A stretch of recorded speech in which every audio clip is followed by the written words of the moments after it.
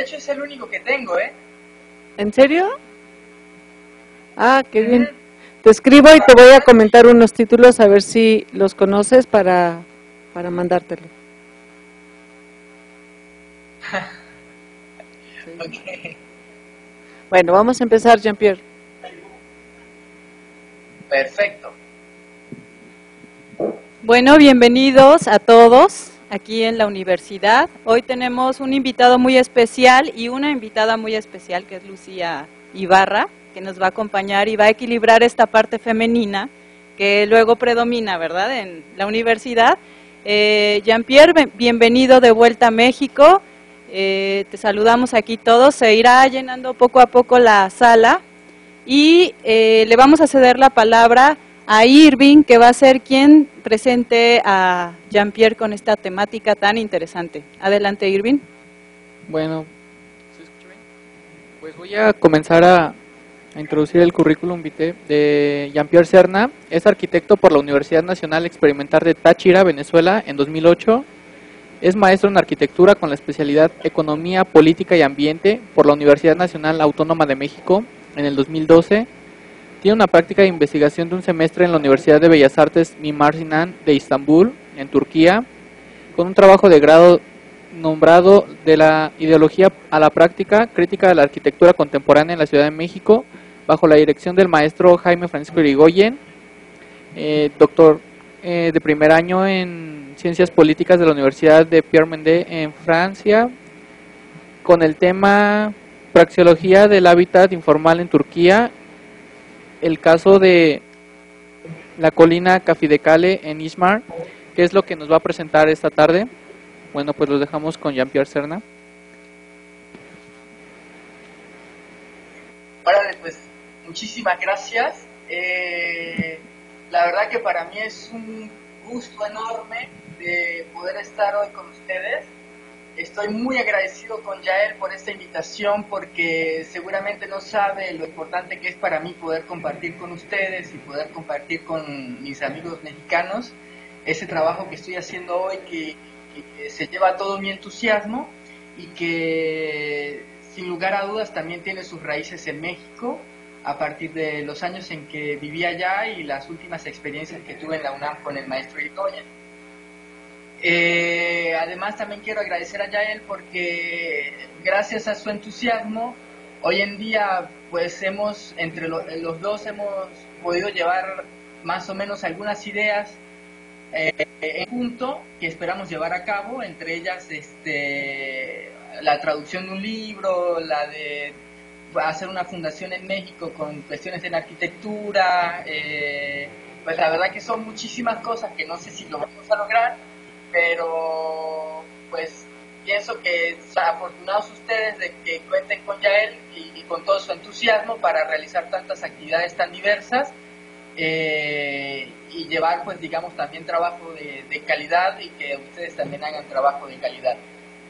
Bueno, a lo largo de esta presentación trataré de hacer una introducción a un proyecto de tesis de doctorado en ciencias políticas.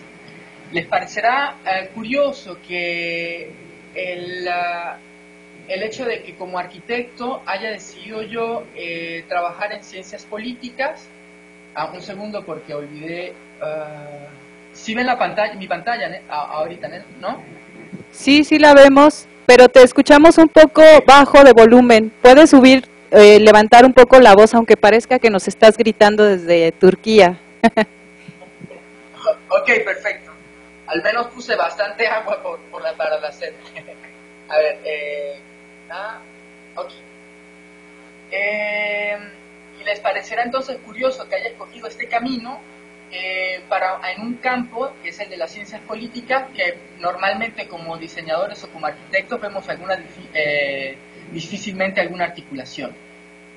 De hecho, algunos colegas mexicanos me manifestaron sus dudas al respecto de cuál arquitectónico no podía ser esta investigación que estoy desarrollando.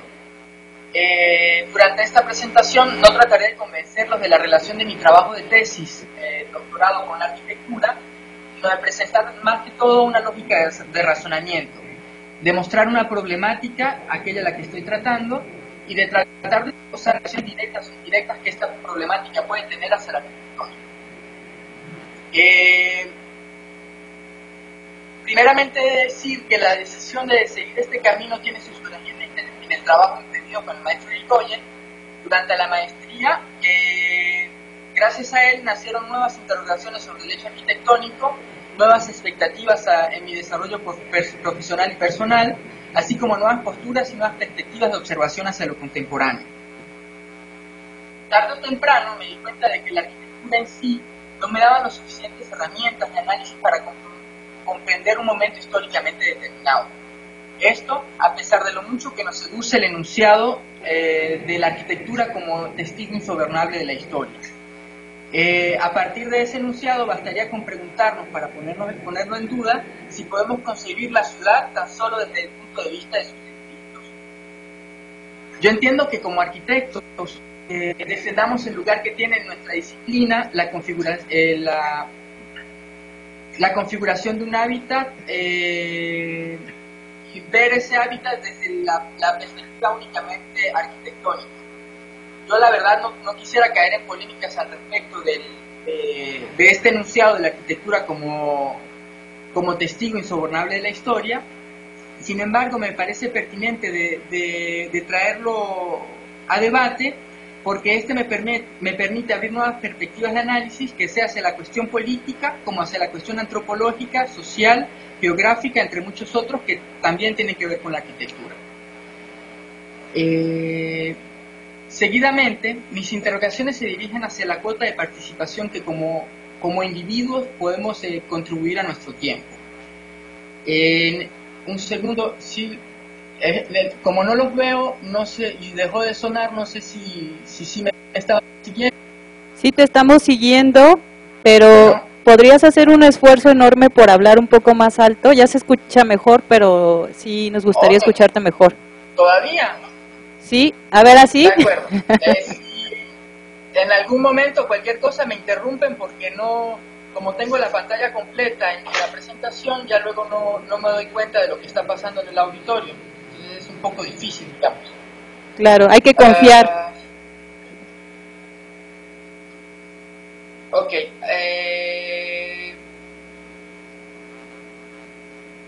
No.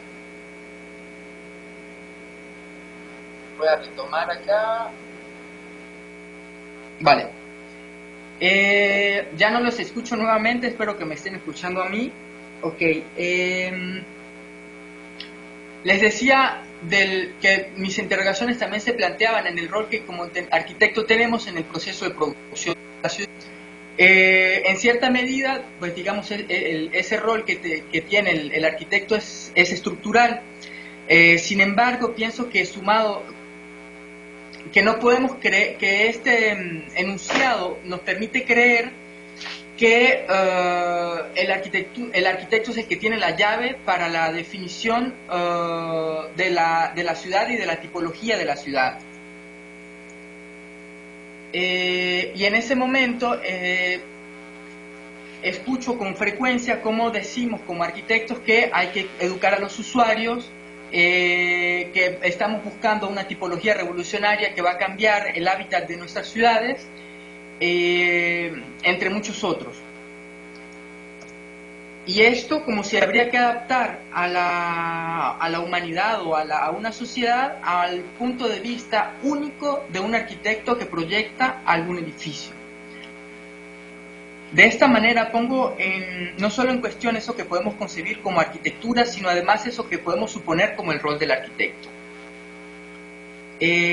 Voy a tomar el riesgo de ser un poco superficial al no extender mis argumentos sobre esta polémica, pues este no es el objetivo principal de la presentación. Parto más bien de esta base para presentar algunas interrogaciones. ¿Cómo concebir la arquitectura contemporánea? ¿Bajo qué perspectivas concebir un hábitat? ¿Cuál es la relación de un habitante determinado con el espacio urbano arquitectónico? ¿Cuáles son los factores o agentes internos y externos que influyen en la configuración de un espacio? En este contexto es que fui construyendo mi nuevo trabajo de tesis. A partir del trabajo realizado en México para la maestría y del apoyo recibido por la UNAM para la realización de una estancia de investigación en Estambul, tomé conciencia de las grandes diferencias que como ciudadanos podemos tener de concebir y adaptar el espacio. Nótese que no hablo solamente de los arquitectos, Me encuentro entonces, tomé conciencia entonces de diferencias que tanto en el detalle como en la gran escala desmienten ese mediatizado paisaje genérico de la ciudad actual, o bien diferencias frente a la globalización del modelo neoliberal que nos catapultó hacia el mundo de las finanzas y nos puso al mismo tiempo en medio de una crisis social y ambiental. Si observamos de cerca, en contacto directo consigo mismos y con nuestro entorno, nos encontraremos con la evidencia de esas particularidades que hacen de un espacio diferente a otro. De este modo, nuestro trabajo de tesis va al encuentro de esas particularidades que configuran un hábitat determinado. Para ello, en lugar de partir de una o varias teorías sobre la pobreza, sobre el modelo económico, sobre las implicaciones de un tal tipo de globalización, o bien de basarme sobre la interpretación de un arquitecto a mi sujeto de investigación, quiero decir, no voy a decir que Haas dijo tal cosa sobre la ciudad y a partir de lo que dijo Koolhaas voy a interpretar yo mi terreno de estudio. Sino trataré de concentrarme en una descripción del objeto desde el interior, de eso que piensan y hacen los propios habitantes. El hábitat, por definición, es un sujeto bastante amplio que convendría entonces delimitar. Hablamos de tipologías arquitectónicas o de la manera en que las personas se apropian en un espacio físicamente delimitado, o incluso de las estrategias puestas en obras para construir o gestionar un espacio, una colonia o la ciudad. Los objetos de análisis en ese sentido serían múltiples. Nuestra ambición es de construir una tesis de análisis transversal, que quiere decir multidisciplinaria. Es por ello que me inscribí dentro del dominio de las ciencias políticas, ya que a partir de ahí yo podré conjugar análisis y tomar un enfoque etnográfico, antropológico, estudiar así también el análisis hacer un análisis de las consecuencias que tienen las políticas públicas en el espacio urbano, sin perder también en cuenta las cuestiones relacionadas con lo arquitectónico. El trabajo de tesis pretende captar los métodos utilizados por las personas en su vida cotidiana para la configuración de un hábitat. Dicho de otro modo, nuestra tarea es de aprender la lógica que esas prácticas las unas a las otras, la lógica que une esas prácticas las unas a las otras al momento en que las describimos. Para ello sería bueno entonces que haga algunas precisiones sobre la metodología que estoy empleando. Voy a hacer una pequeña pausa. ¿Sí me escuchan, verdad? Sí. ¿Siguen ahí? Aquí seguimos. Ok, y sí me escuchan, ¿verdad? Hola, cuando tú estás hablando yo estoy cerrando el micrófono para que no se retroalimente y poderte escuchar mucho mejor. Entonces a veces cuando les preguntas, ¿sí me escuchan? Tienen el audio muteado. Ajá. Y yo estoy corriendo a ponerles que sí, ya contestaron y no se nota. Responder. Pero siempre te escuchamos, siempre. Perfecto. Ok, entonces ya no interrumpo, perdón. Ok. Algunas precisiones sobre la cuestión metodológica. Mi punto de vista es, ante que todo, etnometodológico. ¿Eso qué quiere decir? Que yo voy a hacer referencia a las estrategias que emplean las personas en su vida cotidiana para comunicar. Estas estrategias conforman un lenguaje en un sentido bastante amplio que va desde interpelar a alguien en la calle o de comportarse en público a la manera en cómo damos algún tipo de información a un extraño. La comprensión de este lenguaje solo puede percibirse desde un punto de vista interno, lo que quiere decir que yo no puedo imponer un análisis que no corresponda a eso que las personas piensan ya de ellos mismos, de las demás personas y de su contexto histórico. En palabras de uno de los fundadores de la etnometodología, la persona actúa en el mundo en función de la manera en que él ve el mundo y no de la manera en cómo aparece a un observador extranjero. Quiere decir que es por ello la importancia de que yo vea mi objeto de tesis desde un punto de vista interno y no como observador externo, que yo me involucre, quiere decir. Nuestro objetivo entonces es de dar cuenta de esas prácticas que tienen un sentido específicamente en la configuración del hábitat. Estoy consciente de que tomo un riesgo de sobreenfocarme en esta perspectiva, aquella de los habitantes, para abordar una problemática tan amplia como aquella del hábitat urbano. Por un lado, habremos de reconocer que efectivamente como individuos estamos coartados por un sistema o bien un modelo de desarrollo. Mi trabajo en la tesis no radica en negar este hecho, simplemente trato de ver cómo los ciudadanos en su día a día afrontan ese sistema, se adaptan a él y en cierta medida lo transforman. Por otro lado, habremos de aclarar que nuestros esfuerzos se concentran en la comprensión del hábitat en que vivimos. Por ello, la selección de un espacio determinado en la ciudad de Izmir. De este modo, nuestra tesis hablará específicamente del hábitat de Kadife-Kalé y no pretende con este análisis mostrar una realidad otra que sí misma, que es lo que podemos ver y constatar a partir de la observación directa de campo. Consideramos que en el camino de los grandes debates que nos explican el destino de la humanidad, por decirlo de algún modo y hablar de manera irónica, le perdemos la escala a los matices de una problemática y por sobre todo perdemos capacidad de aproximación y de congruencia, de análisis con nuestros contemporáneos y evidentemente con nuestro contexto histórico. A través de esta tesis, lo que pretendemos no pretendemos explicar el mundo argumentando una verdad a través de suposiciones diversas, sino de describir un hecho social desde un punto de vista interno. Como no puedo llegar yo con hipótesis previas y preconstruidas al terreno, tengo algunas preguntas que conducen en cierta medida mis análisis en el terreno, que son, por ejemplo, ¿quiénes son los habitantes de la colina de Kadife-Kalé? ¿Cómo esas poblaciones hicieron un lugar en pleno centro histórico y comercial de la ciudad? ¿Cómo esas poblaciones que son tan diversas interactúan y en cierta medida se jerarquizan? ¿Qué nos enseñan esos hábitats del pasado y del presente de la ciudad?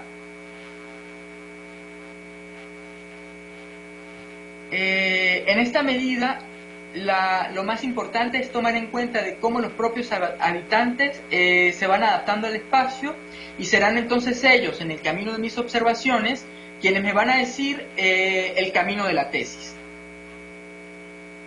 Ya para entrar entonces en materia y tratar de hacer referencia en algunos ejemplos a lo que vengo enunciando, entraré directamente al caso de la colina de Kadife-Kalé. En este mapa podemos ver el mar Mediterráneo, algunos países de referencia que podemos ubicar fácilmente como Francia, España o Italia, y Turquía. En el punto podemos ver justo en medio del mar Egeo la ciudad de Izmir. Aquí una aproximación, una vista un poco más a detalle. Vemos que la proximidad de la ciudad es bastante, que la ciudad está bastante próxima a Grecia o a las islas griegas, lo que nos da a nosotros también una idea de la riqueza que hay de sitios arqueológicos en toda la región. Es bastante curioso porque también muchos de los sitios, griegos, que hoy en día vemos en los libros de turismo, están más en el lado turco que en el lado de la Grecia contemporánea. Bueno, acá podemos ver una aproximación también de la configuración de la bahía, con esta isla que vemos en el lado izquierdo, que es la isla de Quíos, y nuevamente el punto rojo, donde está Kadife-Kalé, el lugar en que estoy estudiando. Ok, aquí podemos ver la colina. En la fotografía que está tomada desde el mar, sería bueno si graban si se graban la idea de la banderita que está arriba, la banderita roja, que es la bandera turca. Viendo esa bandera, en las demás fotografías que voy a mostrar más adelante podrán ubicarse mejor de dónde está la colina y de dar referencias del espacio. Ok, ya para entrar directamente en el terreno de estudio, vemos aquí tres zonas. La zona amarilla es lo que yo llamo la colina de Kadife-Kalé. Eso es algo que lo nombré yo para poder delimitar mi zona de estudio. La parte que está en rojo es la zona de Kemeraltı, que es el centro histórico y comercial de la ciudad, y en el cuadro azul el Ágora Antiguo. Más adelante voy a hablar un poco de ello. Sería bueno que graben también esos tres elementos. Estas son algunas imágenes del mercado abierto de Kadife-Kale. Como pueden ver, es como un barrio con calles abiertas en el que puedo encontrar todo tipo de mercancías e incluso lugares para el culto, como algunas mezquitas o algunas sinagogas. También podemos encontrar algunos cafés, algunos edificios históricos que originalmente estaban utilizados para el comercio y que hoy en día se siguen utilizando para lo mismo. Evidentemente también hay zonas para la comida, para la compra de especias, así como también es un conocido centro de moda. Os comentaba que la zona que divide entre este centro de comercio y la colina está dividida por el Ágora Antiguo.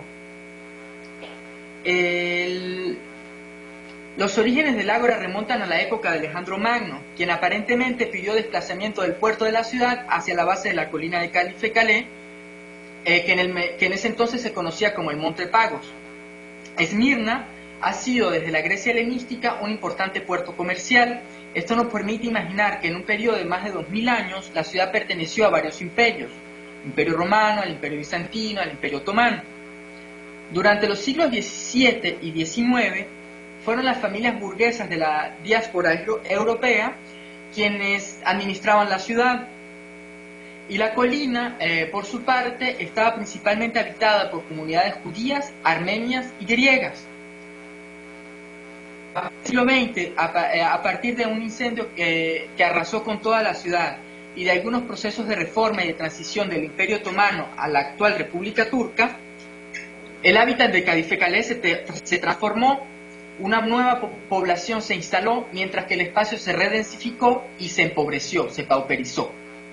Hoy en día viven ahí principalmente poblaciones kurdas y gitanas, a las cuales también hemos de sumar unas olas migratorias de refugiados, principalmente de sirios actualmente, y en otra proporción también históricamente de iraníes, de libaneses, de iraquíes, de diferentes países africanos e incluso de afganos.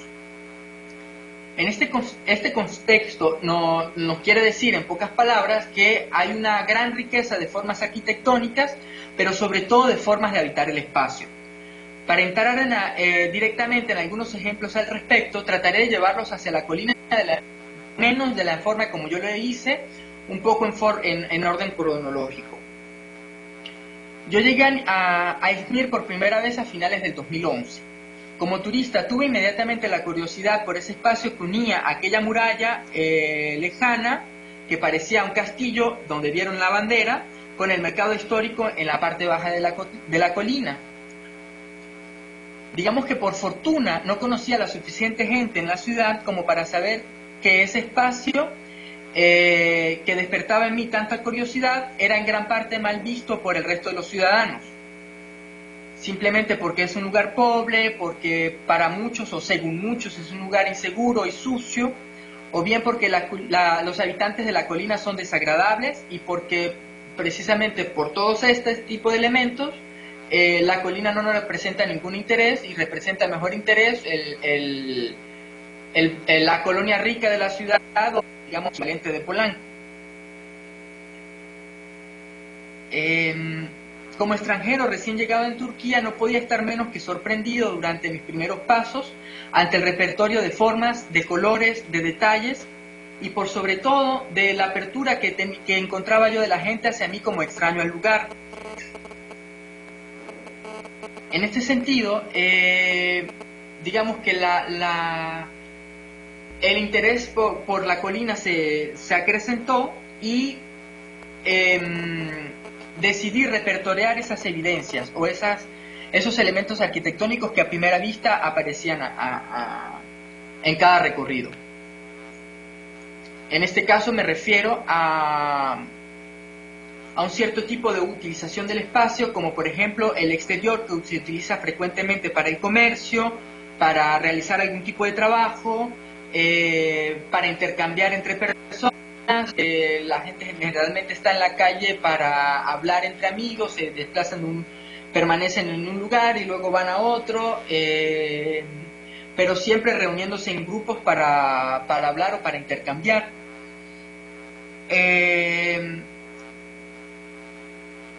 Y en ese sentido también permanecen mucho tiempo en la calle simplemente para contemplar el exterior. También me encuentro con diversas tipologías arquitectónicas que suman una gran cantidad de épocas, desde principios del siglo XX hasta la actualidad, de tipologías que van de, digamos, muy características de la región del mar Egeo, a algunas arquitecturas propias de esa riqueza de finales del siglo XIX que hoy en día siguen habitadas, pero, como les dije, por otro tipo de población. Otras tipologías muy rurales que hoy en día están completamente rodeadas de la mancha urbana.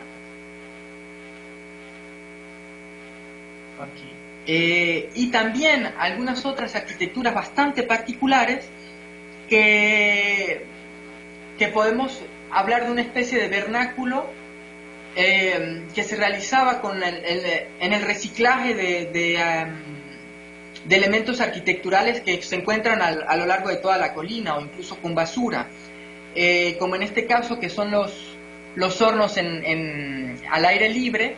Son módulos, como los pueden ver en esta fotografía. Hay aproximadamente 10 hornos juntos los unos a los otros. Cada horno pertenece a una familia, los utilizan para cocinar, para el consumo propio, pero más que todo también para cocinar pan y para vender. Ahí ven los estantes que están enfrente de cada horno, que venden a los pasantes de ese lugar. Ok, pero también me encuentro con elementos ornamentales, con una paleta de colores bastante amplia, con formas de pintar los muros, digamos, con bastante creatividad o bastante particularidad, con forma de símbolos que están representados en las puertas, con elementos ornamentales como, por ejemplo, en este chatarrero que está acá, que pone los peluches para adornar la esquina de su depósito, o con mucha frecuencia también la utilización de plantas ornamentales.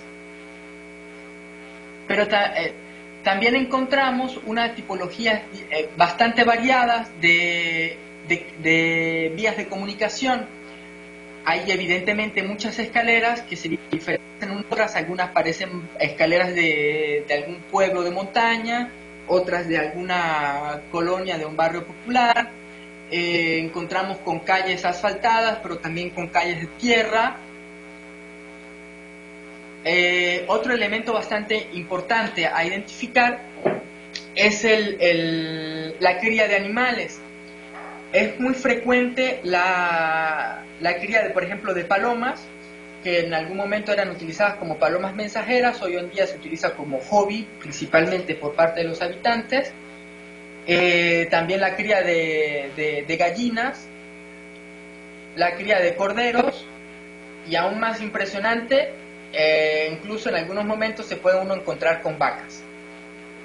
Todo esto vale la pena recordar en pleno centro de la ciudad, de una ciudad de 4 millones de habitantes. Ok, todas estas observaciones corresponden a la ciudad, así como a mis observaciones para el trabajo de tesis y para algunos trabajos paralelamente realizados en la colina. Me refiero en este último caso a una intervención artística. En el 2012 tuve la fortuna de participar en el desarrollo de un proyecto artístico organizado por el Instituto Francés de Izmir, y realizado por los artistas Maro Abrabú y Dimitri Xenakis. 8 intervenciones fueron realizadas a lo largo de un recorrido en la colina. En el número 1, bueno, pueden ver dónde está Calife Calais o la fortaleza, hasta abajo hasta el ágora. Las 8 intervenciones estaban compuestas de diversos collages que representaban diversos detalles de la arquitectura de toda la ciudad. Los collages tomaban como temas diferentes detalles de la arquitectura, que sean los enrejados, la paleta de colores, algunos balcones muy característicos de la arquitectura de acá, los estucos, y también un elemento muy importante, la herencia que se tiene con las ruinas, la antigüedad griega, quiero decir. Participar en este proyecto para mí fue completamente transformador. Primeramente, el resultado de cada collage ponía en evidencia la riqueza estética de la ciudad, más o menos escondida tras un supuesto desorden y tras la llamada ruina o la miseria del hábitat de la colina. Lo que quiere decir en gran parte que como arquitecto yo tenía la mirada adormecida, porque no estaba yo capaz de dar una lectura directa o digamos instantánea de toda esa riqueza estética con la que me encontraba. Y me refiero también a una mirada adormecida, despistada por el mito o la visión que como sociedad tenemos del desarrollo, del bienestar, de lo bello, de lo feo, del orden y del desorden. Esta parte sería como, digamos, el segundo aprendizaje de trabajo realizado junto a Dimitri Marot. Durante los meses que duró la producción de toda la intervención artística, enfrentamos constantemente algunas diferencias y muchas veces el repudio de algunos habitantes que, como les dije, miraban de mala manera las personas que viven en la colina y evidentemente el trabajo que estábamos haciendo allí. Paralelamente, como les había dicho, la región cuenta con una riqueza histórica que atrae a muchos turistas de todo el planeta. Pero durante nuestro trabajo fuimos descubriendo que habían unas zonas en la colina estaban siendo expropiadas para el desarrollo de proyectos turísticos, que lo que querían en gran medida era, por ejemplo, en una zona de teatro antiguo, expropiar todas las casas, demoler y reconstruir el teatro antiguo.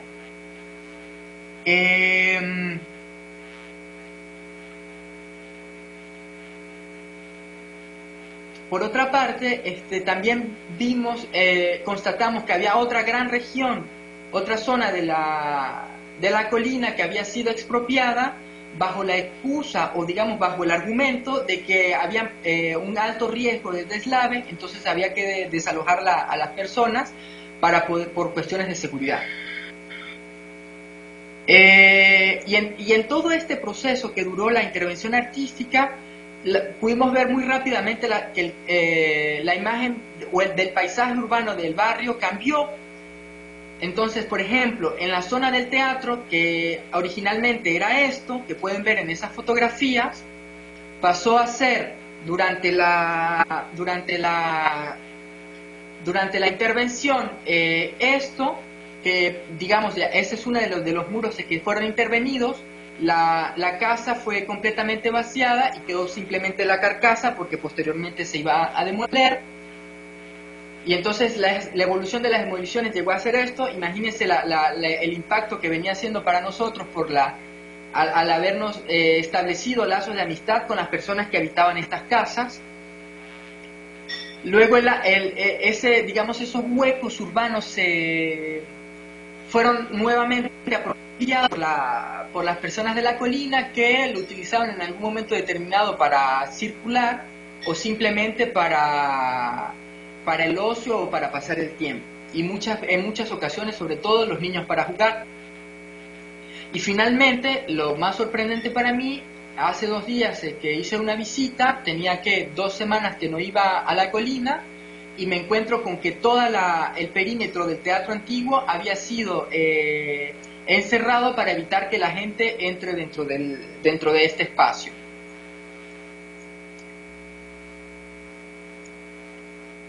Pero como les comentaba, también hubo precedentemente en el 2008 y el 2010 la expropiación de más de 3.000 hogares, principalmente en la parte opuesta al mar, que como lo podemos ver en esta foto. No puedo certificarles a ustedes si realmente las expropiaciones se sucedieron por razones de seguridad o si fueron para la gentrificación del lugar. Solo puedo decir que estas expropiaciones y demoliciones han sido a cabo y ellas han tenido sus consecuencias. Para entender mejor ese proceso, les voy a invitar a ver un video de un reportaje fotográfico que hicieron unos amigos en el lugar y que registra toda la historia de las demoliciones.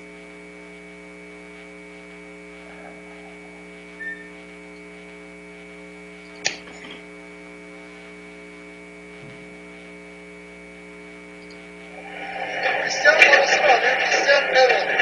Burada herhangi bir huzursuzluk, herhangi bir şey yok yani. Normal yıkımların parasını alıp vatandaş evine veya parasını alıp taşıp gidiyor. Herhangi bir olay veya herhangi bir şey yok. Yani yaptığımız yıkımda çok neticeli ve güzel bir yıkım yaptık. Şu anda şurası yıkılan yerler şöyle alıp giden insanlarımız. Başka insanlar yani gidip de bir şey yaptıkları yok. Kendi istekleriyle gidiyorlar. Yani kendi isteklerini evlerini boşaltıp çekip gidiyorlar. Burada herhangi bir durum yok yani.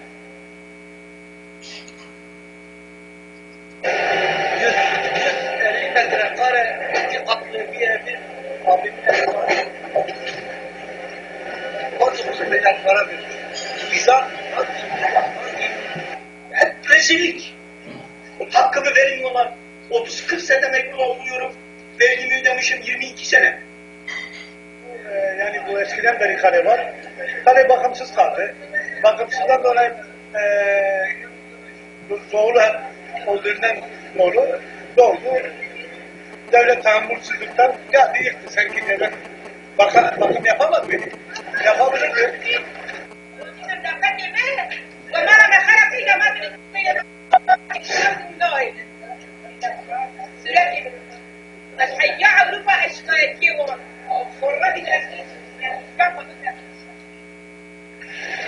Şimdi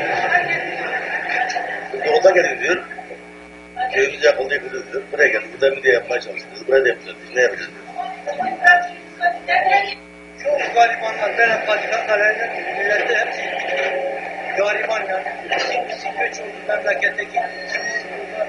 Vallahi yani perişan oldular. Devlette bir şey diyemezsin.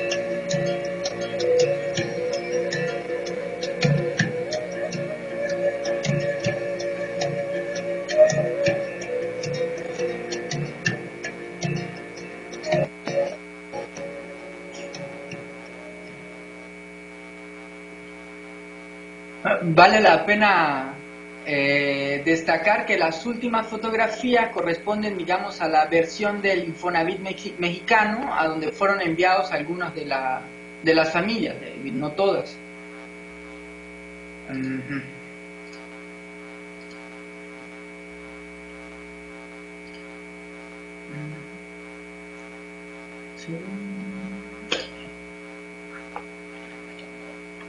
Bueno, voy a cometer la imprudencia de pasar de lado de las emociones que la forma en cómo han sido aplicadas estas expropiaciones me puede producir particularmente, porque como les dije, muchas de las personas que partieron de ahí las conocía y en algunos casos había algún lazo de amistad que se había establecido. Sin embargo, eso me permite mostrar la complejidad o la dificultad que tengo para poder dar una lectura ante tantas transformaciones tan rápidas en un periodo de tiempo tan corto. Y entonces sucede que hay una suerte de erosión de la memoria, porque todas esas transformaciones nadie está preocupado por leerlas y ni siquiera entenderlas. Entonces estamos perdiendo o se pierde en ILMIR una lectura de cómo se habita y de cómo se vive la ciudad contemporánea. En ese sentido también puedo hablar del carácter efímero de algunos mobiliarios o de formas arquitectónicas e incluso de formas de utilizar el espacio, de mobiliarios que mueven de algún lugar y otro y que en algún momento son utilizados de una manera pero que luego no tienen el mismo uso. También algunas formas de organización para el trabajo.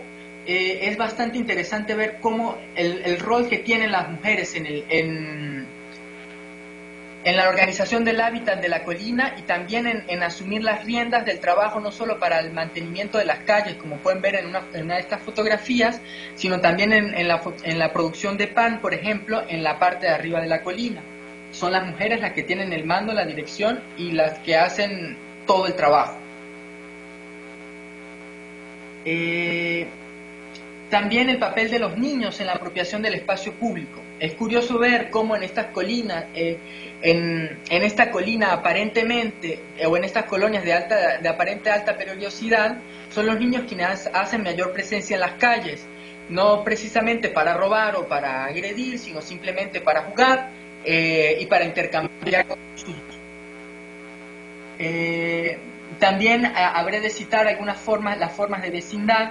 Me refiero a casas abiertas en las que sale un vecino de una casa para meterse en otra, constantemente se están intercambiando. Algunas veces algún vecino de una casa va a otra casa para regar las plantas, en otras ocasiones va para ayudar a hacer la cocina, o simplemente cuando se hablan desde una ventana a otra.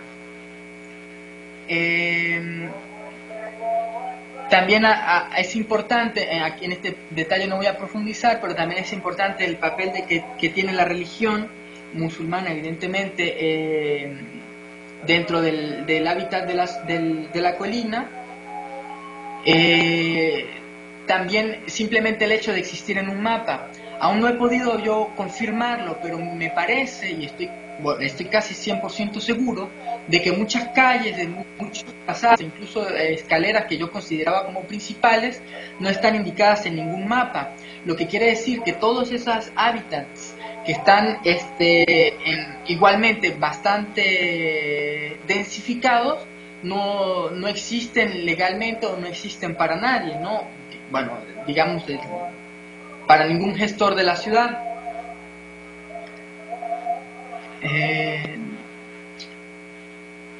Y finalmente, he de citar algunos conflictos comunitarios, que son principalmente, o digamos, hoy en día son muy evidentes a partir de la llegada de los refugiados sirios, o de los refugiados de la guerra de Siria.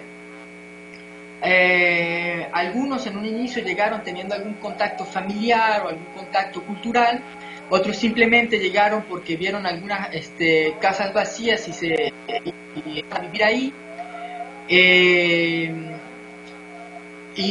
Evidentemente llegaron en gran número. Eso generó bastantes cambios e hizo que generó algunas transformaciones. Por ejemplo, hoy en día en la colina se habla principalmente de turco y kurdo, pero el árabe también ha tomado un lugar bastante importante en las lenguas habladas en el cotidiano en el lugar.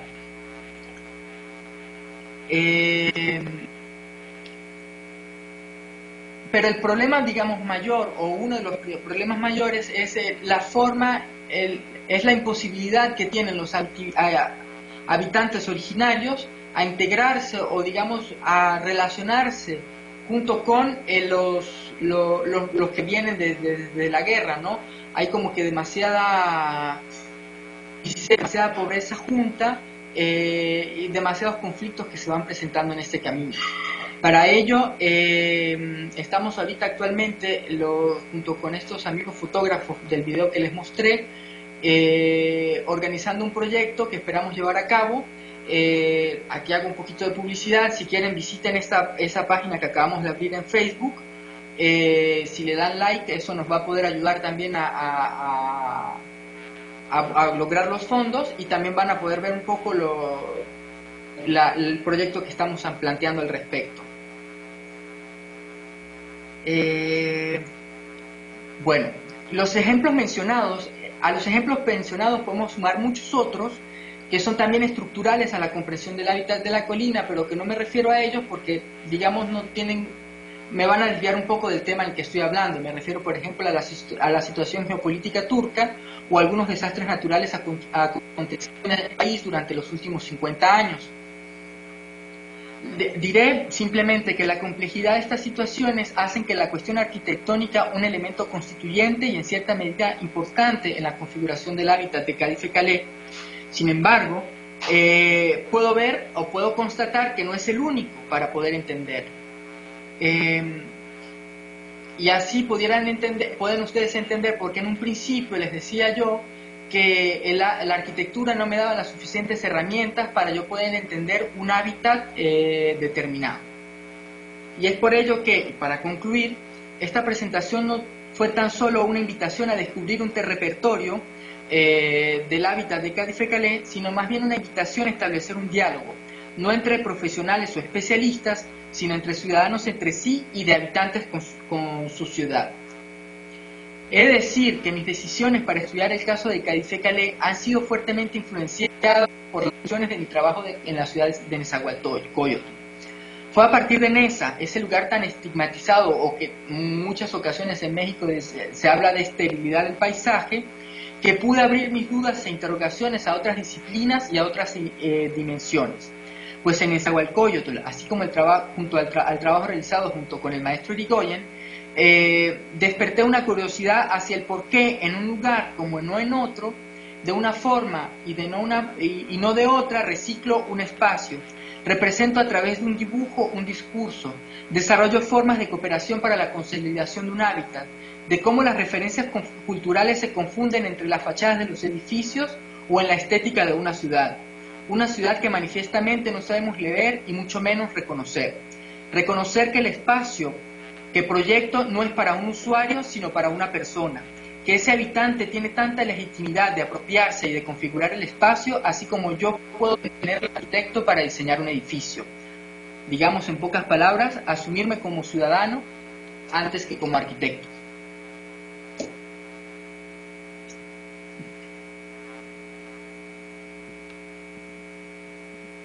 ¿Sí? ¿Sí? ¿Sí nos escuchas? Sí.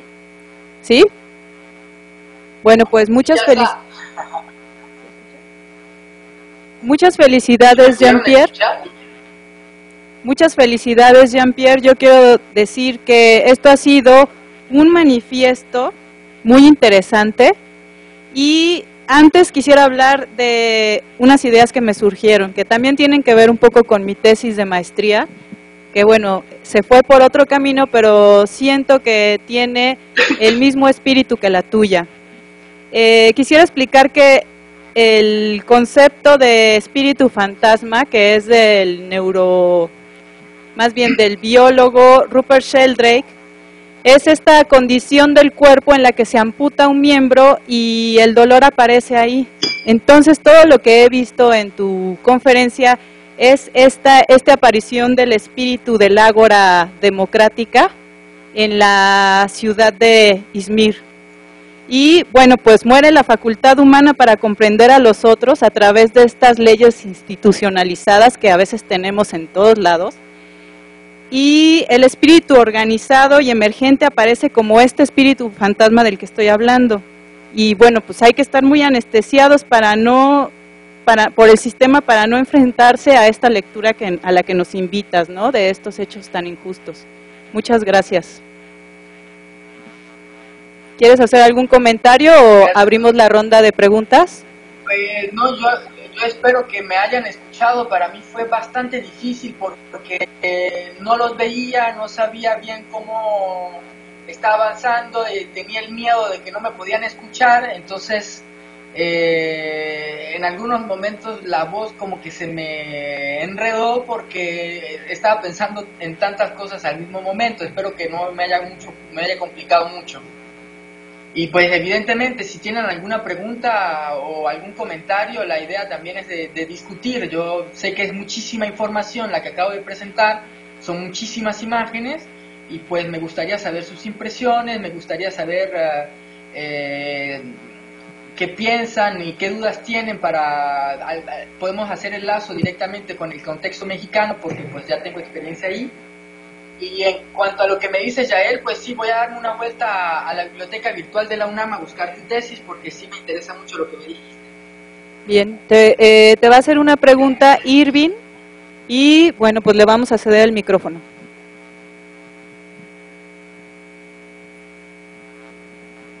Hola Jean-Pierre, otra vez soy yo. Primero felicidades, no te preocupes, salió muy bien todo. Bueno, primero,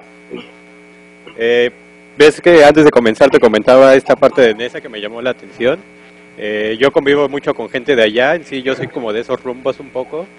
Y bueno, digamos que comprendo un poco esta parte que decías al final, en la conclusión, de que muchas veces no entendemos la parte de los habitadores o de estas personas, que su forma de apropiarse del espacio, de cómo lo alteran y que muchas veces lo juzgamos sin siquiera conocer a las personas y por qué lo hacen. El segundo comentario es esta decisión que a veces toman los gobiernos tan deshumanizadas para crear sus proyectos.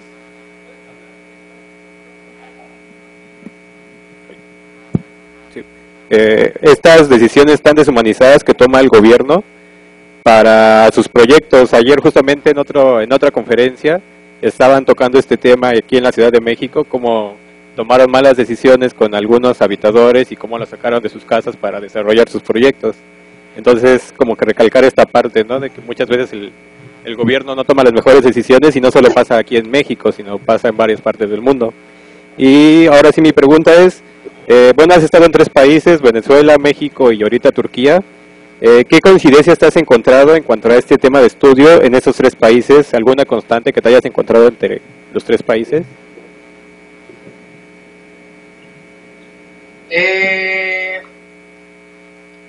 La constante un poco abstracta es que evidentemente la gente adapta el espacio según sus propias referencias. Entonces, a lo que decías de la decisión de los políticos, yo también debería sumar la decisión de los arquitectos. En cada lugar van a haber particularidades, entonces que hablemos de Santa Fe o del centro financiero de Estambul o del mercado de la Merced o del mercado de Kemeraltı, siempre van a haber diferencias muy particulares porque evidentemente la gente utiliza el espacio y se lo apropia según las propias referencias culturales. Entonces ese mito de la globalización que uniforma el paisaje urbano es una falacia. Okay, gracias. ¿Alguien más? No sé si ahí respondo a tu pregunta. Sí, sí, claro que sí.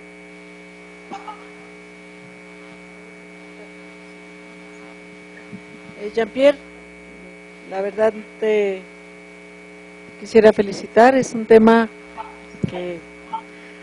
interesantísimo, además de la metodología que estás llevando en tu tesis. Me parece que es esa fusión de análisis y de integrarte con los usuarios, con ese tema que estás tratando de manejar las referencias hacia la vida cotidiana y la problemática de la habitabilidad. Me parece que creo que tienes algo fantástico como estudio y como forma de integrarte más con los pobladores de Turquía. Te felicito y enhorabuena. Podamos seguir compartiendo contigo todas tus experiencias a través de la arquitectura y de toda esta amistad. Felicidades de verdad. Gracias. Bueno, le vamos a ceder la palabra a Guillermo Nagano, que también es profesor de aquí de la UAM, y bueno, te lo presentamos. Está aquí de mi lado derecho. Hola, Jean-Pierre. Mucho gusto y muchas felicidades. Me da mucho gusto que conozcas tantos lugares, porque eso te da un panorama, como dices, muy particular de lo que es la globalización en diferentes niveles.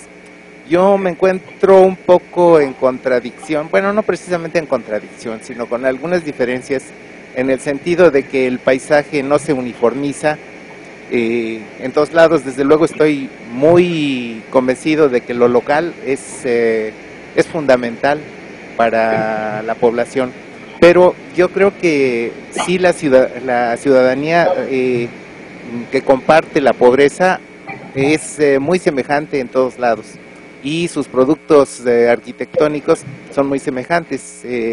Eso que comentabas de Ciudad Neza, bueno, la colina misma se me puede recordar el Cerro del Judío en la Ciudad de México, o el anfiteatro en Acapulco, o muchas ciudades que nos podemos encontrar. Entonces sí encuentro muchas semejanzas. Lo mismo que veo que por ejemplo, la riqueza turística que tiene Turquía en sus ruinas, pues tiene algunos paralelismos con los tesoros arqueológicos que tenemos en México. Entonces, de repente te encuentras con algunos panoramas que tienen sus equivalencias, ¿no? Pero como tú mencionas, pues sí es la forma de tratarlas la que empieza a hacer las diferencias. Y pues esta visión que tenemos los arquitectos algunas veces nos compromete pues de una forma muy difícil, porque por un lado tenemos ese compromiso con el desarrollo de estas agrupaciones de vivienda, y por otro lado tenemos la presión de que pues de alguna forma se nos incentiva de incorporarnos a la construcción de grandes conjuntos urbanos o grandes edificios. Pero bueno, es nada más un comentario y reiterarte mi felicitación. Gracias. Pues sí, yo de hecho estoy también muy de acuerdo contigo, además de, a pesar de que de repente lo ves como contradicción, yo pienso que sí, que evidentemente hay algunas similitudes de principio. Sin embargo, y ese es, digamos, en gran parte el trabajo de mi tesis, pienso que la gente, las personas, perdón, en su día a día viven su vida con creatividad, con inventividad y sobre todo en este tipo de barrios, porque pues evidentemente le tratan de poner un poco de color o tratan de representar alguna visión que ellos tienen de algo y que evidentemente, como lo vemos acá, se los mostré, hay muchas interacciones que se suceden. Entonces en esas interacciones surgen las diferencias que hacen de lo local en Turquía muy particular a lo local que pueda haber en México, a pesar de que, bueno, también hay estas similitudes que tienen que ver con el turismo y que tienen que ver también con el desarrollo económico, el modelo financiero. Muy bien. Yo quisiera decir que, bueno, he estado viendo algunas cosas de Marcos Betanzos, que ha bautizado esta zona de el bordo de Xochiaca con bordos. La estética del peligro, me parece que le pone. ¿Tú cómo bautizarías esta zona de Izmir? ¿Con qué nombre? A mí la verdad me dejó con el corazón estrujado. Aquí todos los días vemos también esto, pero las fotos de Serkan y Sinan bueno, no podría describirlas con palabras, ¿no? Más bien con el corazón, y tendría que pensarlo mucho para escribirlo en algún lugar. Entonces, ¿tú cómo lo clasificarías o cómo lo nombrarías? ¿Qué estética? ¿A qué estética pertenece esto? Órales, está bien gruesa la pregunta, perdón. Fíjate que precisamente como estoy abierto a ese encuentro con esos hábitats y con esas personas, trato de no hacerme una hipótesis previa de más o menos de lo que podría yo decir, porque a cada visita que yo hago descubro cosas que me cambian completamente la perspectiva. Entonces hasta ahora yo estoy fascinado con la diversidad que encuentro en el día a día, entonces no te sabría decir. Y sí, conozco el trabajo de Marcos Betanzos, de hecho le dije que lo invité para que viniera a escuchar a la conferencia, pero pues lamentablemente le avisé un poco tarde y creo que ya no se pudo conectar. Y a los que no los conocen les invitaría para que vean este trabajo, que hace una muy buena reflexión no solo sobre la arquitectura y el arquitecto, pero también de una problemática que nos toca a todos en México, como es el tiradero de basura en el bordo de Xochiaca. Muchas gracias por la respuesta. Creo que lo que acabas de decir dice más que cualquier nombre que le podamos poner a esto que estamos viendo. Y muchas felicidades, sabes que te admiro mucho y que comparto este sentimiento sobre la arquitectura contigo. ¿Hay alguna otra pregunta por aquí? ¿No? Bueno, pues vamos a continuar con la clausura de esta sesión y le vamos a ceder la palabra a Lucía, porque ella es la que te va a entregar una sorpresita. Bueno, Jean-Pierre, me dan el honor, muchísimas gracias de entregarte este reconocimiento del Seminario de Diseño, Innovación y Sustentabilidad a través de la Universidad Autónoma Metropolitana, Unidad Xochimilco y la División de Ciencias y Artes para el Diseño, por medio también del Departamento de Ciencias Creativas. Otorgan el presente reconocimiento al maestro Jean-Pierre Serna por la ponencia titulada Hacia una praxeología del hábitat informal en Turquía, el día 19 de junio de 2014. Firman, bueno, el director Jaime Francisco Irigoyen Castillo, el maestro Alfonso Machorro, es nuestro jefe de departamento de Ciencias Creativas, el maestro José Luis Linájera, que es coordinador también del seminario, y la maestra Yael Durán como también coordinadora del seminario. Pues muchas felicidades y te haremos llegar este reconocimiento. No sé si lo alcanzas a ver, pues lo mandaremos. Jaime está en una junta de colegio. Tienen que venir a traérmelo, ¿eh? Ojalá, sí. Está en consejo. Yo sé que él le hubiera gustado mucho también saludarte y te manda un abrazo con mucho cariño. Esperemos pronto verte aquí o te vayamos para allá. En alguna parte del mundo nos encontraremos. Muchas felicidades, de verdad, Jean-Pierre. Saludos a Emma también. Muchas gracias, Jean-Pierre, y te dejamos dormir y continuar con tus actividades. Un beso a Cercania Sinan también. Vale.